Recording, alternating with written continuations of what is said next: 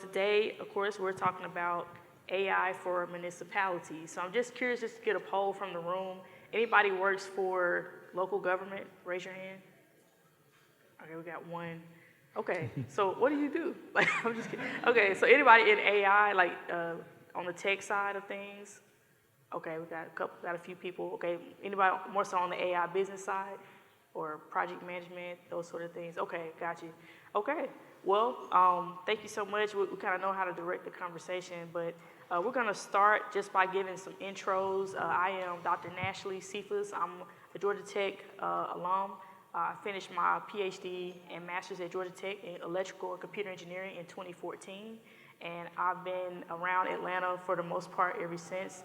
I am actually an AI scientist at Amazon. I've been out there almost 7 years under AWS. I currently work on the responsible AI team at AWS. And so that was the result of actually having a startup company I was the chief technology officer for called ParkPick that we sold to Amazon in 2016. Shout out to Jewel Burks, who was CEO of that company. That was based right here in Atlanta. And I'm originally from Jackson, Mississippi. Went to Mississippi State for undergrad. Doing a lot of work in my hometown of Jackson, Mississippi. We have a nonprofit called the Bean Path, where we do free tech help for people in the Jackson, Mississippi area. And we're building a real estate development project, mix assets from housing to retail to more tech lab spaces. And so I'm really excited about what's to come there. But I'm also very excited that I have two very great co-panelists here up on stage with me. So I'll start by letting them introduce themselves. So go ahead, Deborah. Thank you. Hello, everyone. Happy Friday. Thank you, Georgia Tech. My name is Deborah Lamb, and I lead the Partnership for Inclusive Innovation. It is a public-private partnership that harnesses and catalyzes innovation for shared economic prosperity. We call ourselves a cross between a mini foundation and a do tank, the opposite of think tank, because it's really important that we couple that financial capital with social capital. And really think about not only celebrating the established innovators, but also nurturing and mentoring the next generation of innovators. I am also a recovering local government official.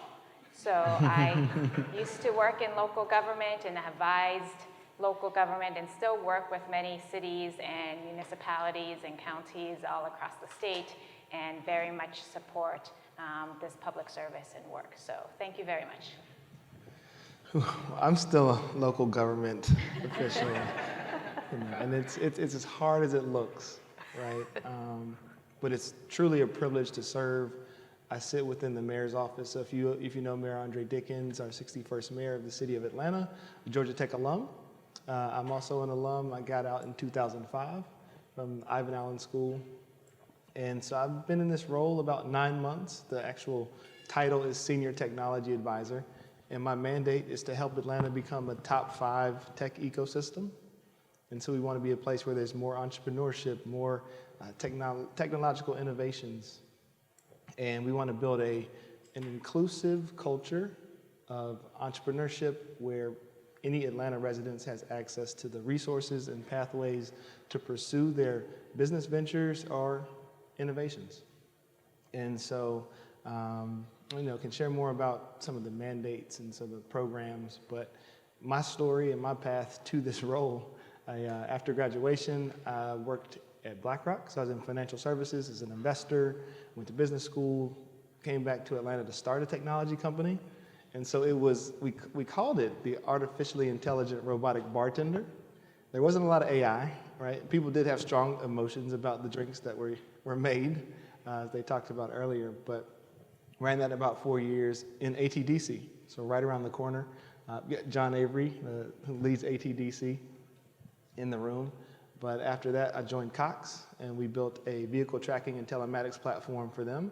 And we tracked about 500,000 assets between vehicles, tractors for John Deere, before coming to the mayor's office. And so my joke is, if you've seen Taken and Liam Neeson, I've got a very particular set of skills that I can use to hopefully bring all these ecosystem members together and get us the respect that we deserve as an ecosystem. So.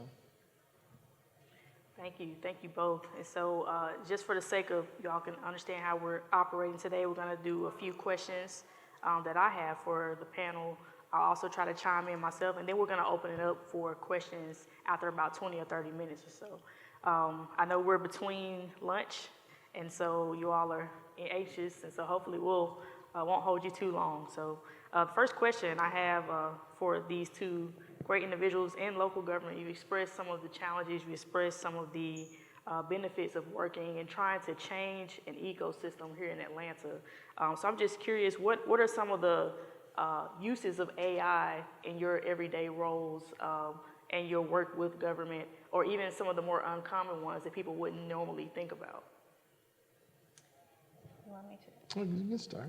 I think it's important for us to do some context setting in related to local government and technology in general, and really not even go into AI quite yet. But for many municipalities and cities, counties, especially smaller, more rural communities, technology is still not fully there. And I will say a couple things on that. One is access to the technology, whether it is just broadband, the hardware, data, etc.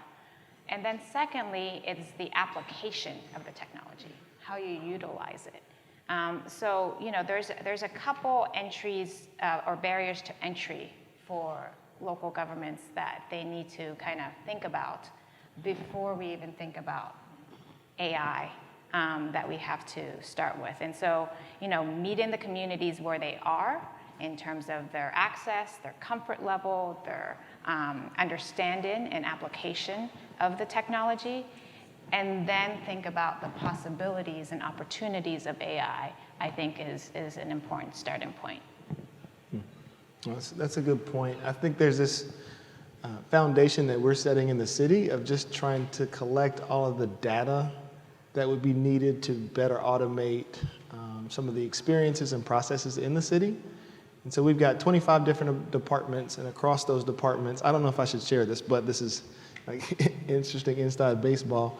We had 800 and some odd different software systems that were being used, right? And so there's this project to rationalize those, and it's moved to 530 so far with the intention to continue to reduce that number, but just to collect all of the data and build out a dashboard that we can see, how many streetlights are out, or things that are the important KPIs for each of those different departments. So that's some of the work that we're doing today to better understand the health and pulse of the city, and then we can start to talk about building some, logic on top of that, right? But that's one application that I'll mention. An exciting project we're undertaking is to look across the different codes and ordinances and laws to use AI to suss out things that are written either that are intentionally biased or discriminatory, and then we can start to change that and address those, and also look at how that's impacted incarceration rates or housing prices, all these different trends that we see in the world that are rooted in codes that are long-standing, and no one has the time to go and parse through that themselves. So that's a way that we'll try to use AI. And then a third exciting application that you all may have heard about, if you've heard of Cruise, the autonomous taxis. So it's coming to Atlanta. Seemed like a crazy idea to come to Atlanta. It's one of the early cities because it is a place that's pretty hard to get around. But you may see some folks driving those vehicles. Right now they're manned, so they can start to just learn the streets before you remove that driver. But Mayor Dickens and I, we were out in San Francisco just last week, and we did our first ride in one of the Cruise vehicles throughout the city. And it's pretty much as cool as advertised, right? And so we rode for about 10 minutes across downtown San Francisco, didn't hit anybody or anything. And I think a lot of other areas to consider when we talk about bringing autonomous vehicles, because it doesn't solve some of the problems in Atlanta if we're just going to have the same number of cars on the road, they're just autonomous. And so we want to pull people out of those vehicles and start to collect the data on, traffic patterns and trends and gaps that we can close with other like multimodal forms of transportation. So that's some thoughts. I know it's veering from AI, but I know that's also close to all of us who are in town. How can I get around it faster? So I'll pause there. Yeah, no, really interesting to hear about those applications coming in, and also some of the challenges you said in communities adopting these new technologies and emerging technologies. Of course, in Jackson, Mississippi, or even greater Mississippi, where I work a lot, there are places that still don't have access to internet, and it's not even a capability. And there's some challenges that we have to solve that are realistic, that we really saw hurt us during the pandemic, especially with our children in K through 12. And so I'm curious as to what are some of the challenges. We could talk a little bit more about the challenges of adopting these technologies with either the community or on the government side. Yeah. What we've seen is, and this is no surprise, is that there's an inherent distrust of AI right now, at public at large, right? And you can also think about it for local government as well. And that distrust, I think, comes from two levels. One is they don't have access to it. So, if what you don't know, you kind of inherently distrust. And two, they don't understand it. As in, they've never used it, they don't know how to play with it, that also is related to the access. So you're starting with a place of the unknown and distrust in the community. So I do think when we do community engagement, and I'll give a shout out to Donna Ennis here, who's leading our AI manufacturing work all across the state, is that the community engagement part is just super essential when it comes to new technology, AI. And really trying to, again, come from a place of where they are, starting there and trying to show the value, right? So, this new thing is coming, what is this thing gonna do? What problem is it gonna solve? How is it gonna make your life better? What can you do to be empowered by it? So there's some basic trust and communications that need to come with the work that we do around technology and innovation that's really, I think, inherent and needs to be sustainable, right? So it's like, how do you incorporate it into the K through 12 curriculum? How do you incorporate it into the local anchor institutions? How do you incorporate it into the wider societal practices like bus routes or public transit, that then you can start to see that value and those effects? But you're not going to see that if you're inherently distrustful or you don't know about it because you don't have access to it. Yeah, absolutely.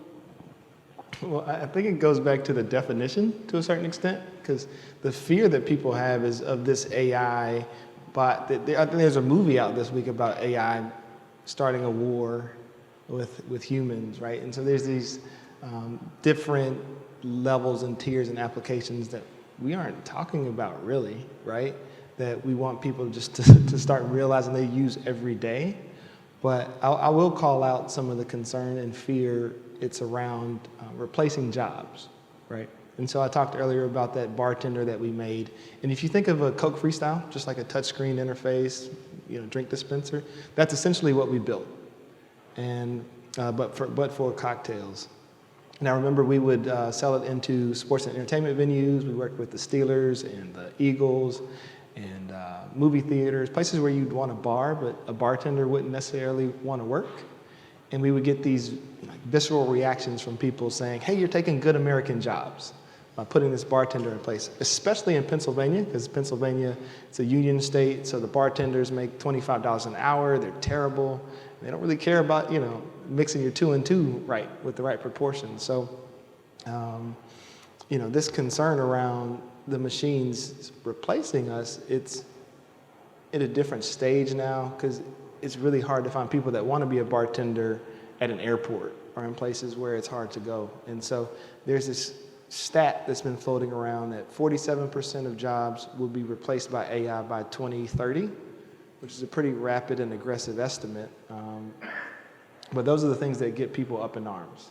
I do think it's a very different day now where there's a need to start to develop the robots that'll clean the bathrooms downstairs in the Fox Theater. And there's an appetite for that in place because it's not staff replacement, now it's staff augmentation. Because if any of you are business owners or just lead teams, I'm sure you have several open roles right now. And what's keeping us up at night in the city is how do we, through Georgia Tech and the other institutions of higher education, or even K-12, how do we get people comfortable leveraging these technologies to either create new solutions or just be more effective in their roles? Because it's the only way that we're going to be able to be competitive in the next chapter of America. Donnie's bringing up a good point, if I may, about the future of jobs. So in local government, as you probably know, we have what you call a silver tsunami, which is that, like some industries, you will have an aging population. And an aging population that is not necessarily getting replaced in a lot of these different roles. Unions are also part of it in terms of civil service. But more importantly, what we see with the aging population, especially for, again, smaller, more rural communities, other folks don't want to go to these smaller and rural communities sometimes and work for the municipality. So what can we do to make the job more attractive? And this goes to the point of the future of work where, one, there might be new jobs in local government that might not have existed previously. Data scientists, even from the private sector, is something that is starting to really come up in local government. And this was a job that never existed 5-10 years ago. So there will be new jobs that come up that would make it more attractive to work in local government. And then secondly, to Donnie's point, how do we make the jobs within local government more attractive? How do you get out from under just the paperwork or the bureaucracy and, kind of think of those jobs could be done through generative AI or, other more efficiencies that come out of it. So then the jobs that you do as a human, you are augmenting or enhancing that job because you are overseeing it and then creating and empowering and doing something more. And I think that for the next generation of workforce is really exciting, especially when you are, perhaps working in a municipality and you can actually implement policy and do something and see that impact. When we see that in public innovation and civic tech, you get a lot of interest, especially from young people. Absolutely. I think to some of the points made about the jobs, I was sharing this story earlier. Some of these jobs are, some of them probably should be replaceable. You think about it, like we want to train up our generation of youth to be able to take the jobs that are to come, not necessarily the ones that are here. I went to a drive-through at Checkers. I was at Checkers. This is not explain. I won't explain anything more or less than that.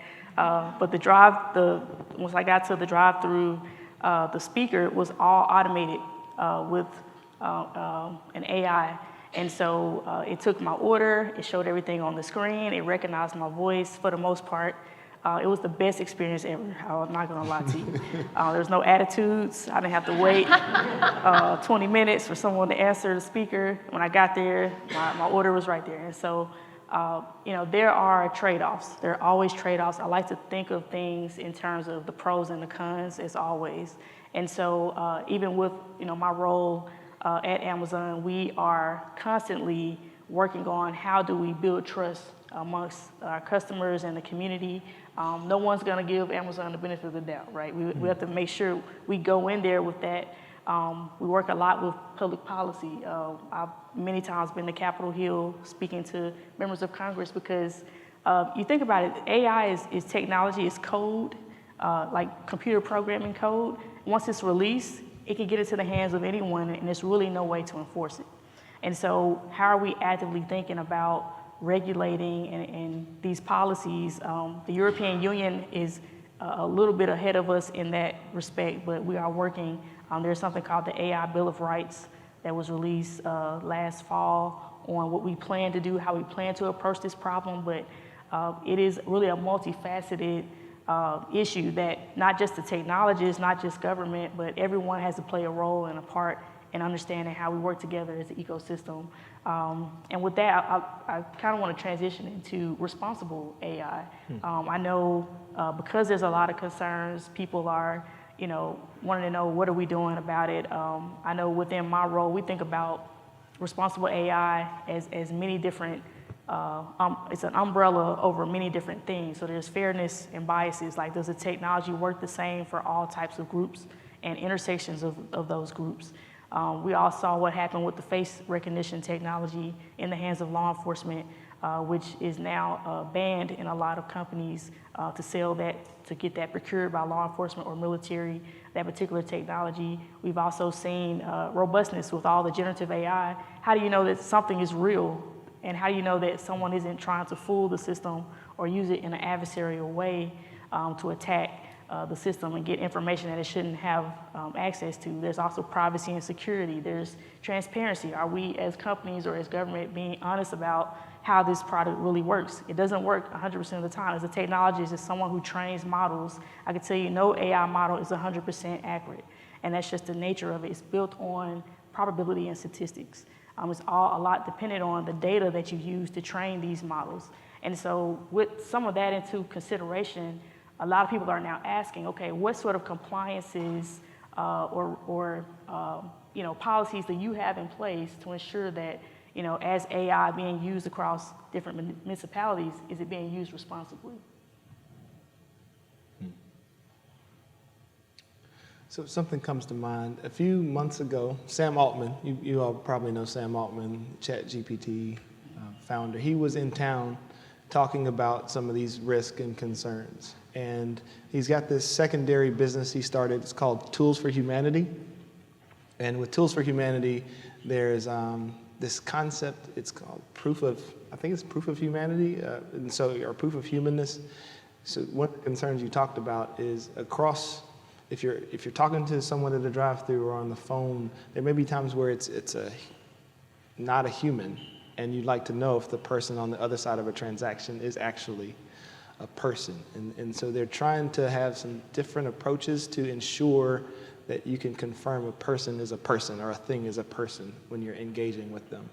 And at the Atlanta Blockchain Center, I don't know if you all have heard of it, we're one of the few sites in the US where you can go and get your identifier. So there's this identifier that you receive if you're in this sort of Tools for Humanity framework, and you get a WorldCoin. So they're trying to put together this, process where you could distribute the universal basic income that's probably gonna be born through AI, but you'll have this identifier that could be used and the WorldCoin.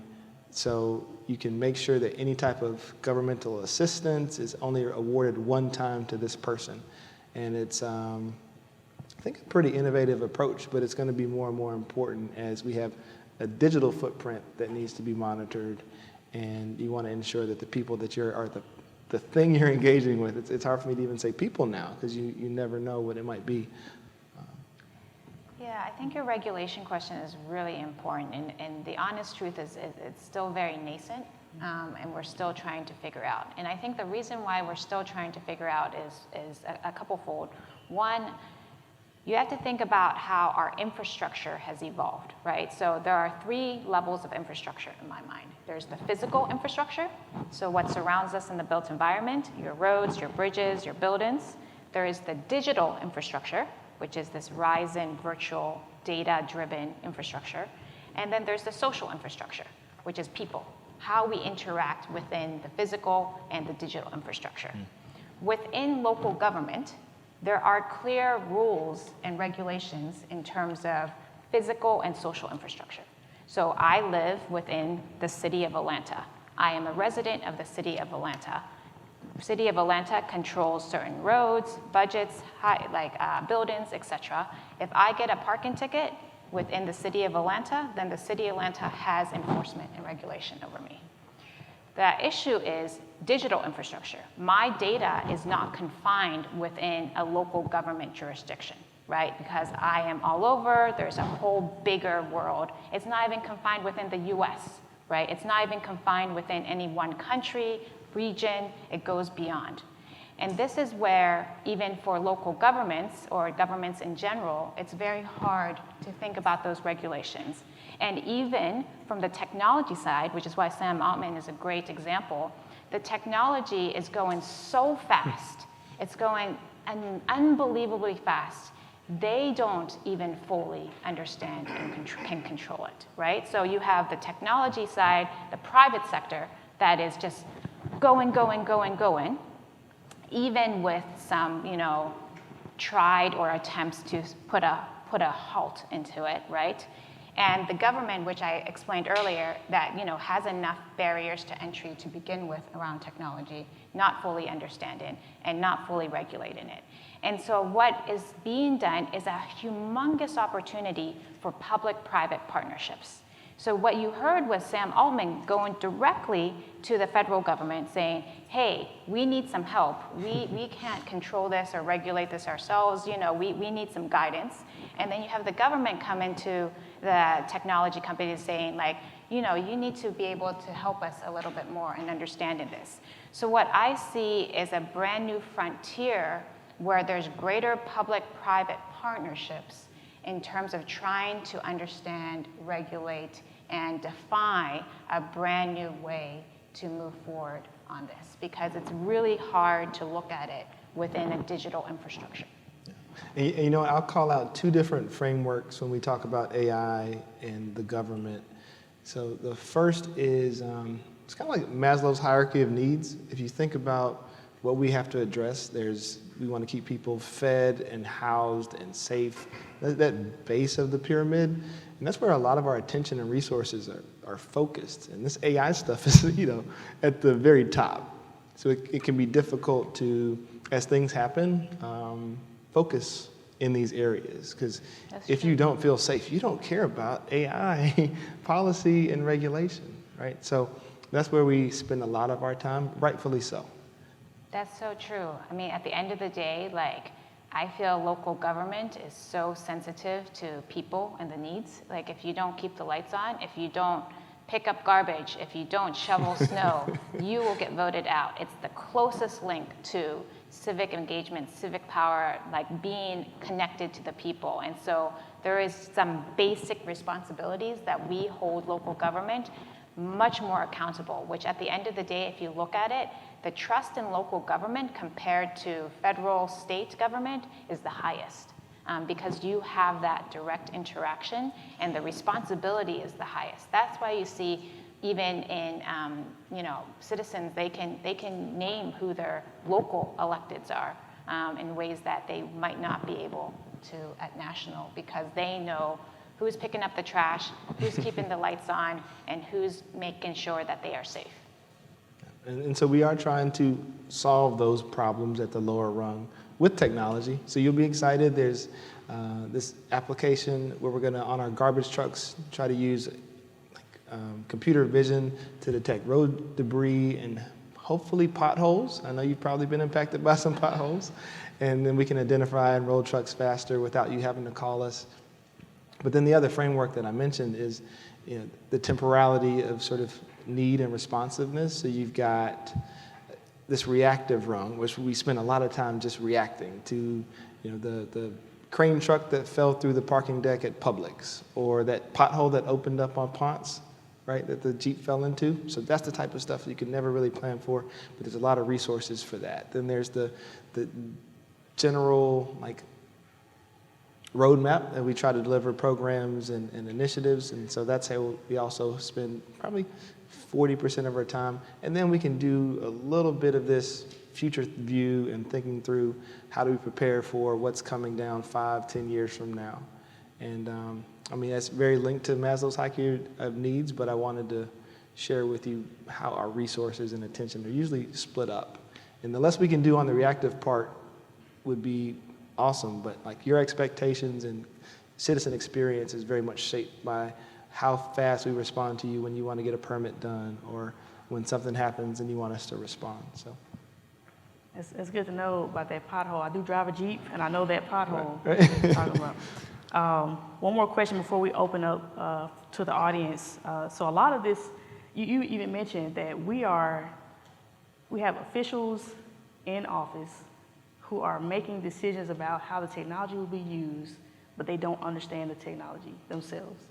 And so how are we educating all of these stakeholders, all of these partners that you talked about, just how the technology works? A lot of times we have mishaps with the technology simply because someone misused it or we weren't properly educating them on how it was supposed to be used. When I did a visit to San Diego, their county, the sheriff's department, and just understanding how they were using some of the products and services from Amazon and AWS.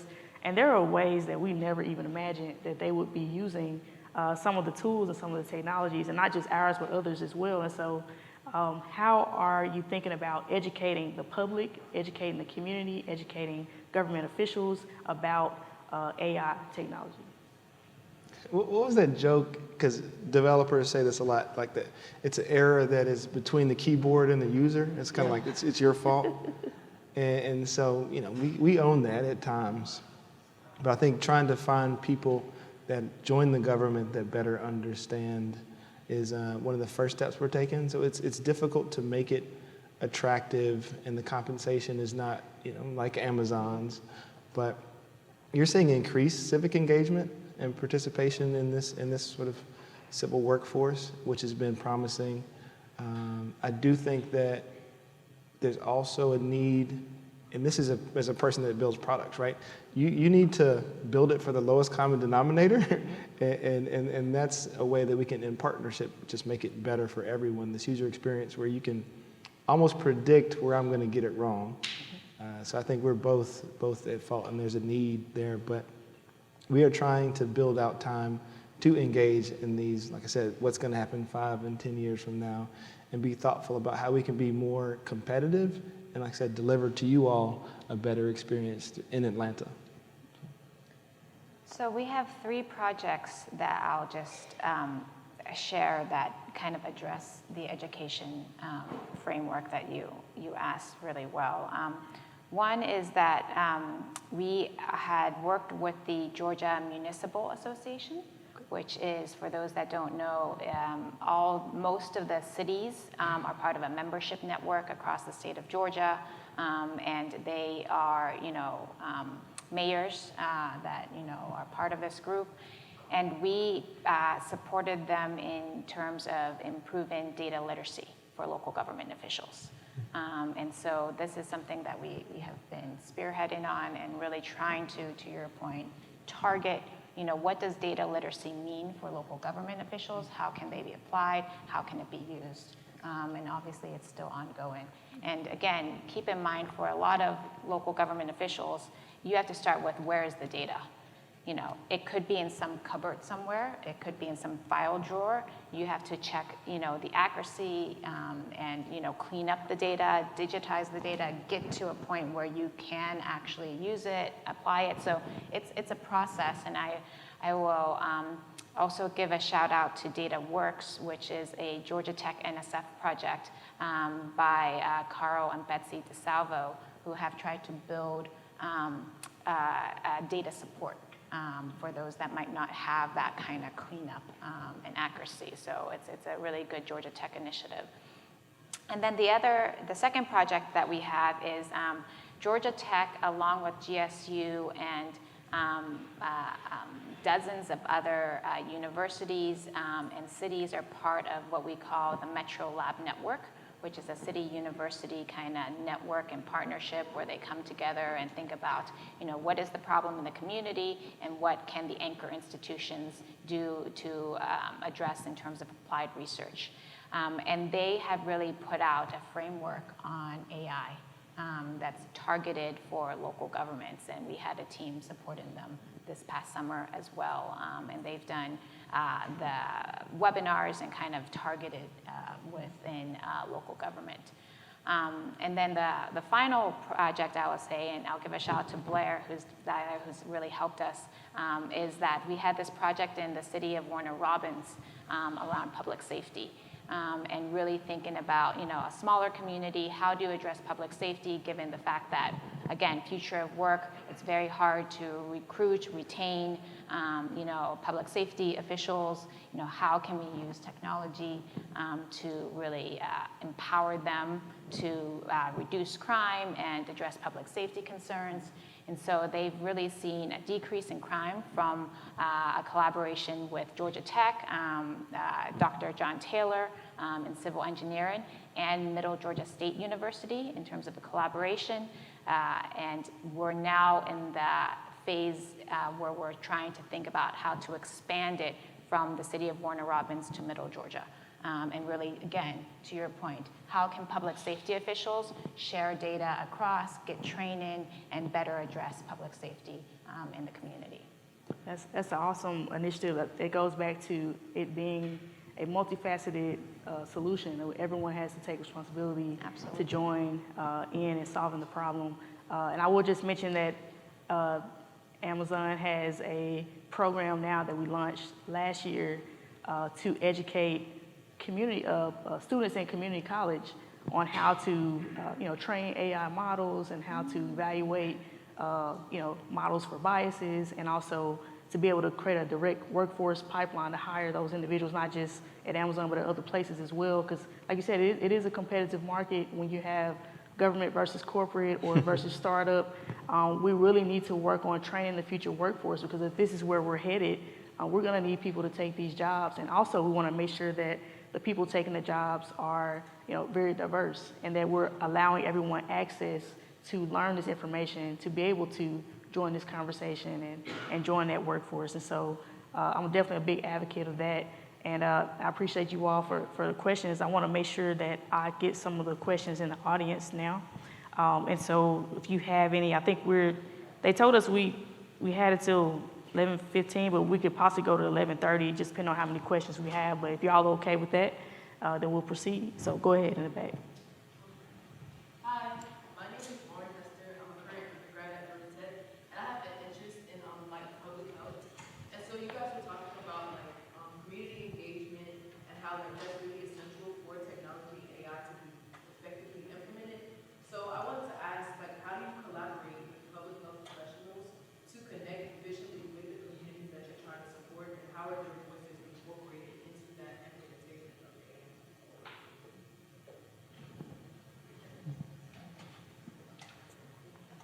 Okay, so it's tough because I don't spend a lot of time in public health specifically, and many of the health programs and systems sit at the county level, Fulton County, more than the city. So I would, and I'm gonna have to pass. I don't know. I think actually it came out a lot during COVID, as you probably saw. You could quickly spot where, a starting point was for the, zero patient or patient zero, and then go from there. So I think that the technology actually actively advanced during COVID, and you start to see more of that. We had a project in Macon that actually was a broadband kind of hotspot technology, but it was a smart sign, if you will, and it was located at a busy train station, rail. So there was also a large, I would say, a homeless shelter next to it. So we had a lot of traffic in that area. And we tried to play with it with another Georgia Tech professor who was in architecture and design, or planning and design, and tried to look at what if we put public health information on this billboard, would it actually change behavior?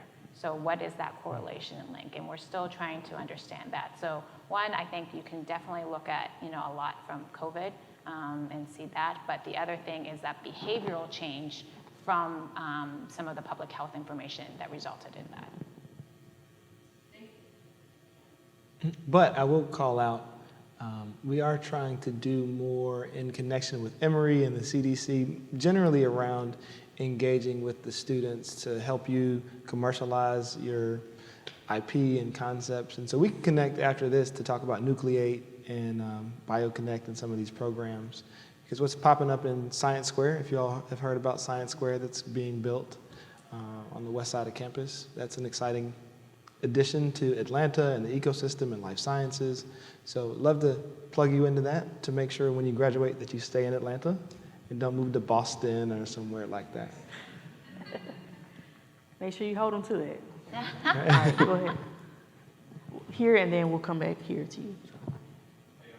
Brent O'Connor, work at Georgia Tech, both in our enterprise data management and within our AI teams. And you all hit on two pieces that I think we're seeing a lot of, and it's the, you mentioned trying to bring all the data together, right? And then there's also an interest in AI tools, and we're sometimes seeing a gap where the interest in the AI tool is not supported by the fundamental having the data together in the right place. And I'm curious if y'all are encountering that and how you're addressing that whenever you meet people who are interested in pursuing the latest and greatest in AI, but don't have that foundationally. Well, that's the good part about having people in the room that understand the process. And instead of putting the cart before the horse, or the horse before the cart, whichever it was.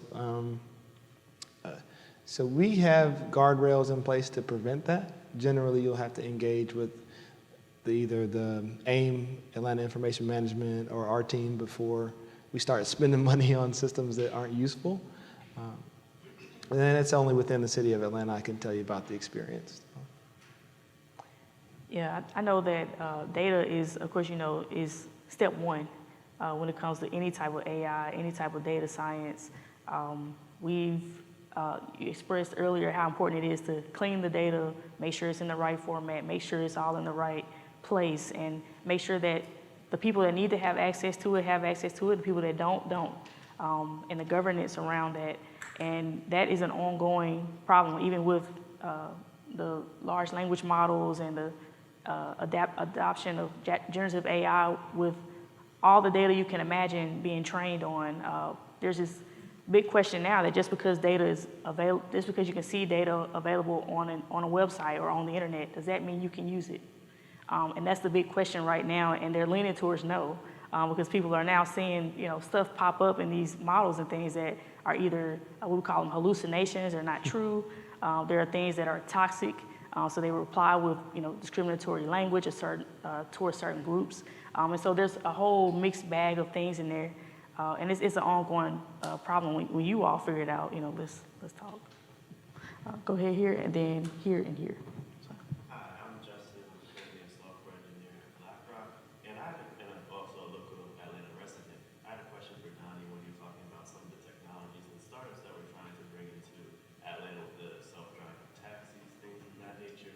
And with this nascent technology, I was curious how you guys are going to determine the success of a project when bringing in these new technologies, and whether you're going to invest more resources into it, because it's hard to tell the efficacy with something when we don't have like a clear blueprint already laid out with this nascent technology. Well, it's funny because just like any other technology or change, new offering, you saw what happened with the scooters. So when scooters came into Atlanta, it was a welcome addition, people riding them around the Beltline, but then there were also folks riding them on the highway. Right? So we had to crack down on the scooters and reduce the number of hours and availability. And there used to be 6 scooter vendors, and now there's, I think, 1 or 2. And so there's going to be some fits and starts and adjustment and correction. But a lot of it will be also led by the private sector. So Cruise, if it's successful and viable, then they'll continue to invest, right? Because if they're not making money, if people aren't comfortable riding it, if we haven't educated consumers on like why this is attractive. And the other thing is the infrastructure to support, because they're all electric vehicles as well. So we want to have them traverse areas where other means of transportation are not available, or car ownership is low. And in some ways that may be counter to the places that they want to place it, right? Because oftentimes you'll see these types of offerings in affluent neighborhoods. So if we can solve a municipal problem of helping people just get to work, right? Then I think it will be greeted by the constituents in a way that would encourage it to stay. But it's all like creating value for citizens. That's one of the things. Is it safe? Does it help solve a problem? And then for the company, of course, Cruise, do we make money? So if all those things are happening, then we'll continue to support them and figure out what's the right type of support from legislation and regulation that we can provide. And one of the reasons they moved to Georgia is they recently passed the legislation that would allow, I think, was it level 4 vehicles to operate on the road. So they're going to be moving to several other cities in addition to Atlanta, but we're excited to welcome them here. I'll just put a plug with Georgia Tech research, actually. I think that's a really good way to test the efficacy, because with the scooter project, actually, there was a Georgia Tech professor, Dr. Omar Asensio, who actually tested scooters with carbon reduction. And he actually published the findings in Nature that showed that scooter use actually, within one variable, not even included in economic development or travel or cost, there was a reduction in carbon. And so that informs policymaking. So I think research is a great way to kind of complement some of these larger discussions on whether these pilots actually work. So we do want to have a broader set of programs around pilots. So we want to expose some of the challenges we're trying to solve in the city and invite startups to bring solutions to us. And so it first was launched in 2013. It's called the Demonstration Project. And actually Mayor Dickens was behind it as a councilman. So we want to reintroduce it. And it's primarily to give startups an easier way to do business with the city. And so as a part of that, we will have like a rubric or some clear success criteria, which is basically what you're asking for, to say, hey, if you deliver on these things, then we will go from a pilot to potentially procurement. And like right now, we're just trying to find within the existing procurement code, how can I do maybe a small purchase to get you to the pilot, and then come back after a successful pilot and do like a sole source or a special procurement that doesn't take several months and have you, produce like hundreds of pages of documentation before selection, and then just lose to Deloitte or somebody, right? So that's something that's coming out. We'll talk more about it in the coming months. We're going to start with likely the Department of Transportation, because there are a lot of problems that they want to solve that are also linked to the World Cup. So the fun part of the job too is, we get to solve problems with the citizen experience that are centered around big sporting events, right? Because we want to ensure that when people come back to Atlanta, many people haven't been here since the Olympics, right? But we will be on the world stage, and we want to ensure that it's a place where you touch down and you stay a while and you enjoy it. It almost links back to something we talked about earlier, like the place that we occupy as Georgia Tech and as Atlanta doesn't really fit with the type of innovation that comes out of the region and school, right? So if we can do a little bit better in the storytelling, I think Miami's a great example of a place where there's a lot of sizzle. Like if you let Mayor Suarez tell it, that's the best place to come and start a company. But we want to, like I said, elevate the city in a way that will encourage people to not just say, hey, I've been to 20 states, 30 countries, but I've never been to Atlanta because I've never had a reason. You got a great airport. I used it on all those trips, but I'm going to figure out why I should come and see events like Avant South. And if you all are familiar with InnovaTL, there's this set of several events that we have that are centered around innovation and culture and technology. And so we want this to be our South by Southwest, where it'll be a time where every fall, it's like I need to make sure I'm in Atlanta to see all these great things that are happening. So just another plug for what you're a part of today that you may or may not even know about. So. Okay, we got two, and then our last one, I think this lady here, young lady, you'll be our last question. So, all right, so go ahead. So my question is along the lines of what you're talking about. Waima and I with ATDC and I work for Silicon Valley Bank. We had a dinner where we hosted 15 AI founders from across the city and gave them the opportunity to talk about what they're building across every sector from industrial to skincare. And when we were sourcing the founders, it had to come from several different channels, including Georgia Tech. What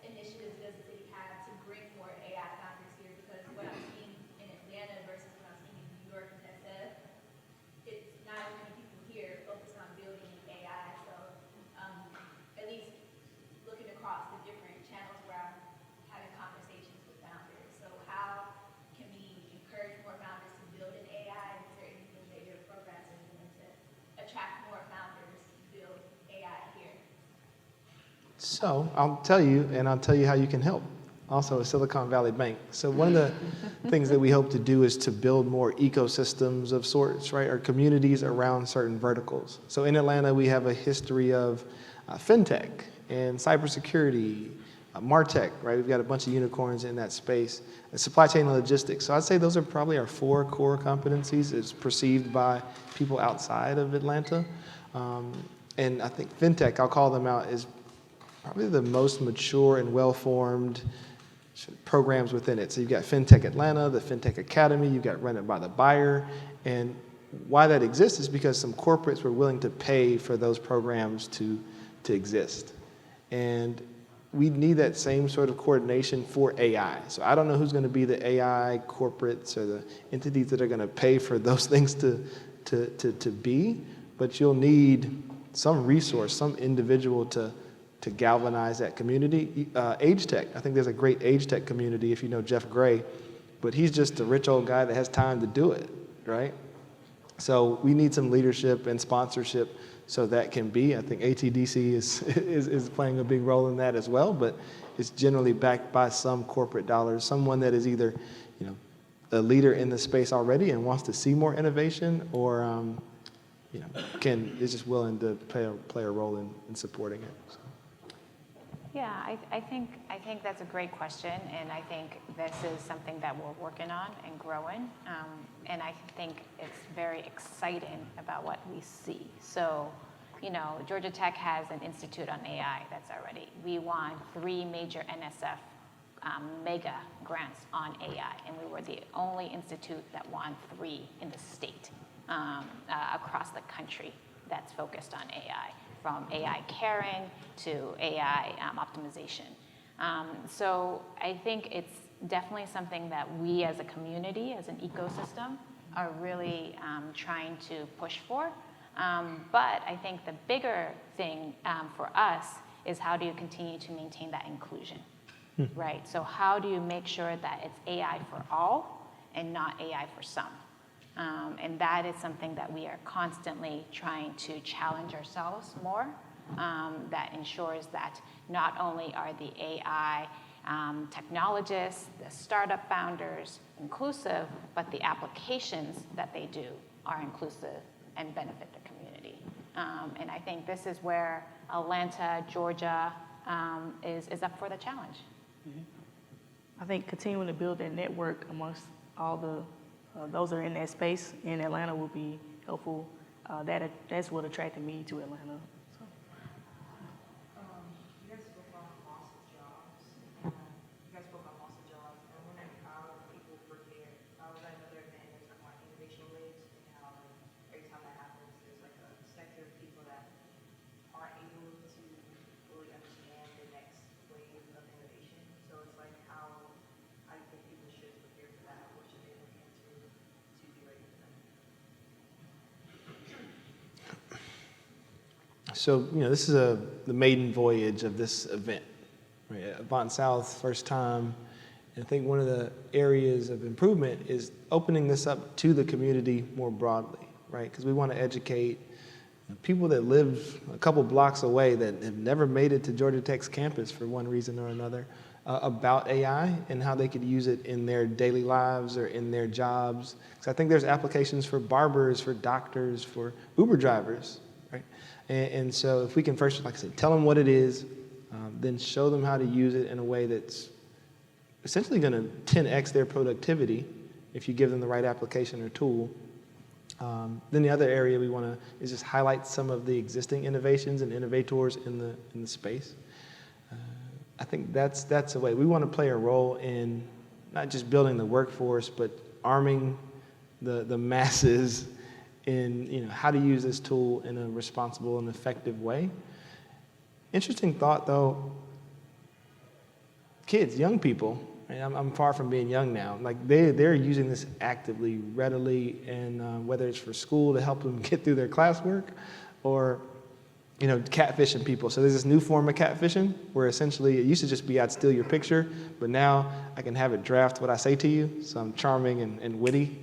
And so all these different like forms that AI is using. So if we can help them extend it from these applications to something that's arguably more productive, I think that's a great way to do it. And so we're doing some of that through our Parks and Rec centers. So one thing that we have coming online soon, we're going to have upgraded computer labs, and we're going to first do esports just as a way to meet them where they already are. So the Thomasville Center that's over by the prison, I think that's the biggest landmark that people are aware of. Like, we've upgraded that with 20 new gaming computers, high speed. We've got Xboxes as well that we put in. And we're going to have programming where we have not only esports coaches, but they're going to expose them to careers around gaming and development, and also esports broadcast and production. So there's a lot that we want to capture there. And at the same time, we've bought seats for these Google certifications. So you know, the ones in UX or program management. So they can take those, whether it's them or their sibling or even a parent. So we're making that all available. First in Thomasville, then we're going to do the MLK Center, and also Bessie Branham over in Eastlake. So we'll have those 3 live, and then hopefully expand it if it's successful through many other the Parks and Rec centers. But there are some of those that don't even have internet, right? But instead we want to activate that as spaces where you can engage with technology and learn how to leverage it. So. Okay, last question. My name is Donna Ennis. I'm from Georgia Tech. And I think you kind of answered some of my questions around inclusiveness, and so we'll kind of answer it. I'd like to, you just all 3 kind of talk about your planned approach to being equitable. I know you use the term inclusive quite a bit. And so, and you mentioned some things like considering that the autonomous taxi goes into, a neighborhood where they don't have cars, right? But can they afford the fee? Yeah, this is the hard part, right? Yeah. That's the equity part that I think that, a lot of times people say inclusiveness, but we need to think through. So just kind of in the discussion, can you talk a little bit about how you approach, when you think about inclusiveness and equity in AI in your spaces, how do you think about that and approach that? You want to start? Well, I'll just say that I think that it's very much so needed. We could talk about equity all day on so many levels. Me personally, I can talk about it from the corporate perspective. What are we doing to diversify our tech workforce and employees? For about 4 or 5 years, I was the only Black female applied scientist in AI at Amazon out of like 1,000. And that's a problem. And so, what are we doing to bring in those people and also let other people know about those opportunities? We started a scholarship for Black females in particular who have PhDs who are going into AI to get internships as well into Amazon. I mentioned the community college program and just making sure that people understand that this is for them too, but we're also providing you with the resources you need to get up to speed and level the playing field. I think in terms of just general in the community, if you think about it, I always use Mississippi as an example, right? And so you have majority, over 50% of people live below the poverty line in Mississippi. You also have people who, they overlook Mississippi. We're always at the bottom of the list for everything. And there's so many challenges. So we have to figure out how do we attack the challenges as of highest priority, because we can't boil the ocean, right? And so focus in, track metrics, evaluate the effectiveness of different programs that are coming in, and adapt and adjust as we go. And that's really how it should be done. It's not a one and done. It's a constant, system. So. Yeah, we define inclusive innovation as increasing access and opportunities for everyone to innovate, but it's not the end state. It's a way to drive shared economic prosperity. And similarly, we think of 2 sets of data, if you think about it. One is your, what we call input data. So, who's at the table? How can we make the table bigger? How can we, be more engaging, lower the barriers to entry to get to the table, et cetera. But then it's not enough to have that table. It's what do they do at that table? So it's output data or outcome data, which is what happens after they have access, what actually results. And that's why the end state for us is all about that shared economic prosperity, because what we found in our research, and it goes back to what we said at the beginning, is that innovation has been very siloed and uneven. And so how can we avoid the inequalities that we saw from Silicon Valley or the Boston corridor and really promote the South as a different way of doing inclusive innovation? And that means we have to be more sustainable, more inclusive at the beginning to have stronger, more sustainable outcomes at the end. There's a sad truth about Atlanta. One of the lists we're on the top of is the lack of economic mobility, right? So if you're born poor, you die poor. There's like a 4% chance if you're born in the lower quartile of wealth that you'll make it to the top quartile. So that's really one of the focuses for us, right? Tech is a mandate because it's the pathway to wealth creation. And so for the city, we're trying to ensure that it's made available for all. You hear Mayor Dickens often talk about a city for opportunity for all.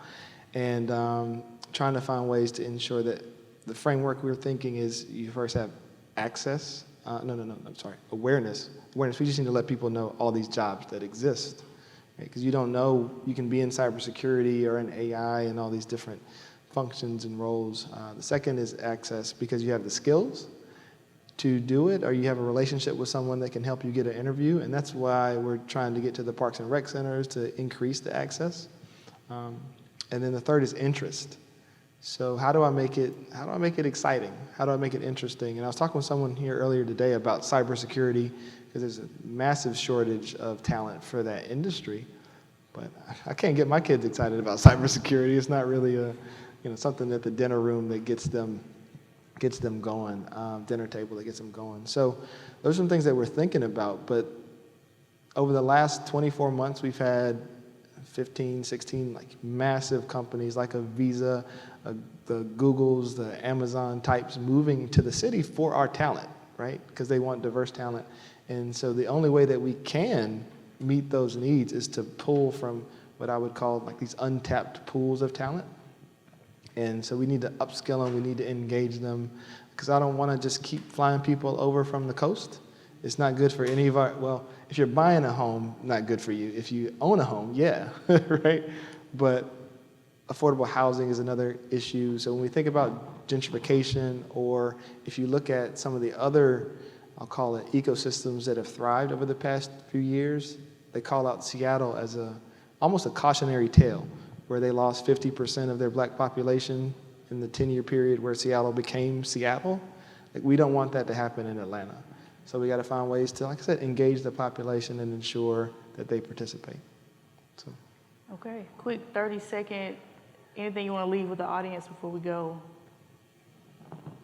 Well, no, just thank you all for being here. Would love to continue the conversation and share what we're working on. I think, because it's a very new office, very new concept, so I'm still figuring out how to make an impact, right?